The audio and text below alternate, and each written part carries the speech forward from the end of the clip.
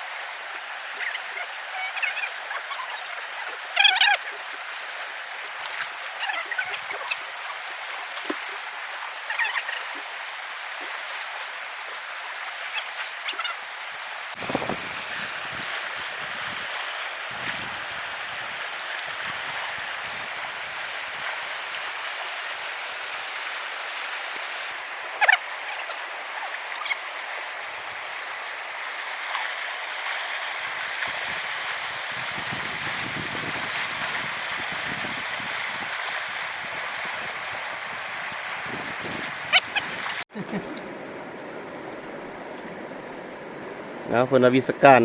ดำป่ามันจะดำให้เบิ่งว่าซั่นลองดู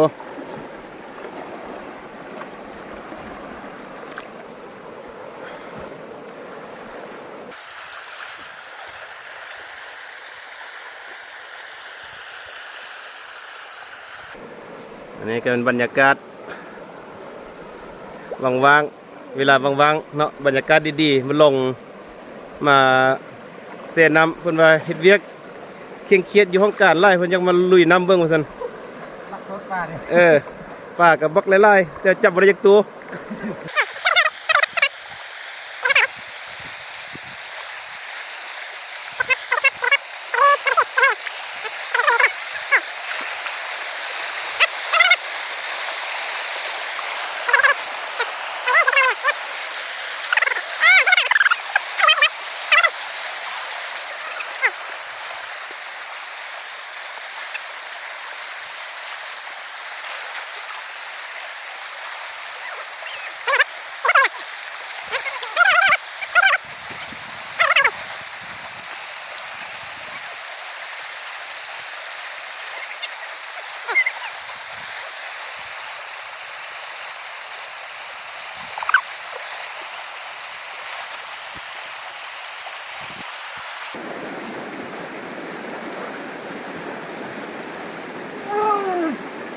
นี่ได้โอ้กลุ่มปลาบอลอน กลุ่มปลาบอลอนปลาใหญ่โพดจับหัวเว้นห้างจับหัวเว้นห้างเลยติโอ้ได้เลือกมาแล้วนี่ผลงานได้แล้วเอาแล้วไปแล้วเนาะ1 ลาย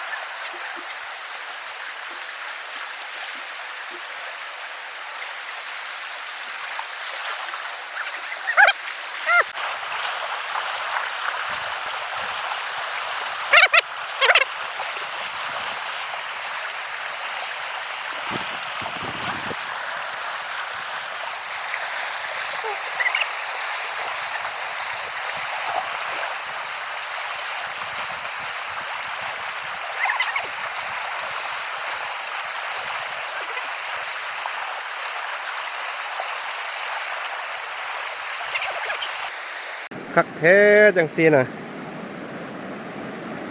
โอ้เงียเพิ่นที่นี่เงียก่อน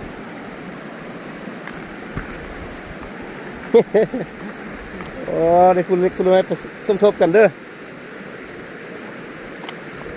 นั่นโอ้เพิ่นเน้นมาเซน้ำซื่อๆบ่เน้นมาหาปลามื้อนี้หากได้พออยู่พอกินอยู่ได้ผู้ละเล็กผู้ละน้อยพุ่นโอ้ในบ้านแขนในบ้านกลางเพิ่นจัดการสถานที่ไว้ท้ายแล้วนั่งไฟท่าปิ้งปลาเอาปลามาซะเลยดูภายในไร่กูเพิ่งโอ้โถกองไฟก็คักขนาดพุ่นนี่พุ่น คิดว่ามันไทยฮีบ ไทยมันไทยอยู่บกหมดมันลาวอยู่บกมันไทยอยู่บกเบิ่งมนาแถลงข่าวเพิ่นเซ็นนำมาคักเพิ่นบรรยากาศบ่ได้เน้นเอาปลาเน้นมาเซ็นน้ำโอ้คักไล่ยกโป้ให้เลยว่าซั่นกดไลค์แล้วเพิ่นน่ะ ใช้เวลาไป40กว่านาที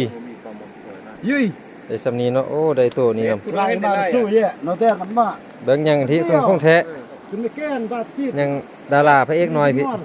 มันคนบันบูจะทอดในชานมันแต่ อันนี้มันอย่าซุปบ่ได้ฮู้อันนี้สกอนเอาน้ำตื้มใส่ยามันซุปบ่คัก เน้นเอาก็ไฟขึ้นซื่อๆได้บ่เน้นเอายาได้ โอเคแล้วสำนี้นะ โอเคแล้วพอละพอ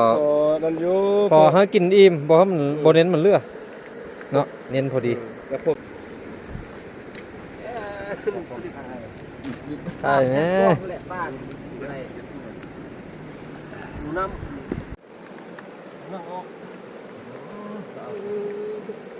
ยำโอ้เร่งเคล็บ เอานั่งป่าออกบอกที สวยตัวแรกลูก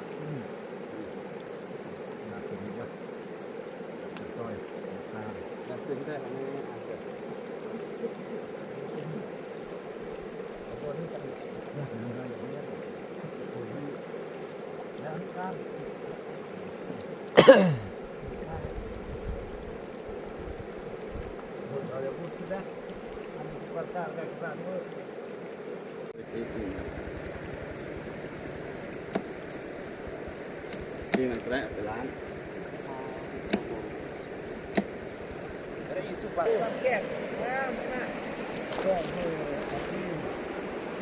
งูยังงูป่างูน้ำหรืองูป่า หัวน้ำนี่ งูน้ำเนาะ เป็นยังกินนี่ พี่เหรอ ปิ้งโอ้ เรือต้มส้มเหรอ แล้วแต่ได้บ่เคยกิน เคยกินเหรอ บ่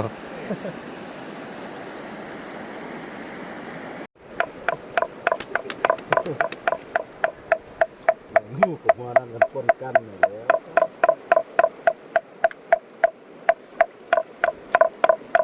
ว กำลังเฮ็ดกอยปลานี่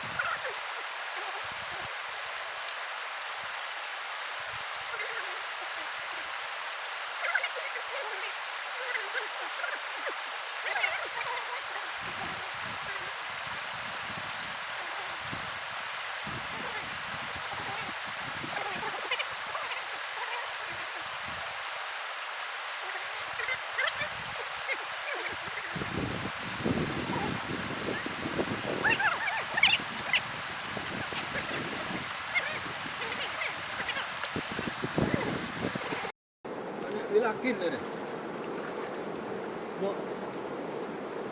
นั่งเนาะหลับไปแล้วนั่งมาแล้วเดี๋ยวกะเวลาคงแล้ว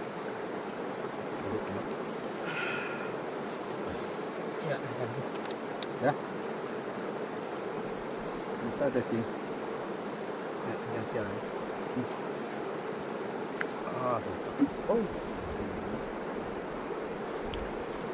ได้ไหมแก้ว ตัวห้าวนี่นั่งนี่นะนั่งคนเอา จิ้มหมดแล้วก็ ยามืดถือเกียรติท่องเอียเสมอยานคนเหยียบยามสามวันพวกพ่อแท้เลือดเมียจงได้เข้าใจต้มลูกน้อง เจ้ามาแล้วมันตก มือนี้หัวไปขอโทษ ช่วยเอาหากันลงมวยเรา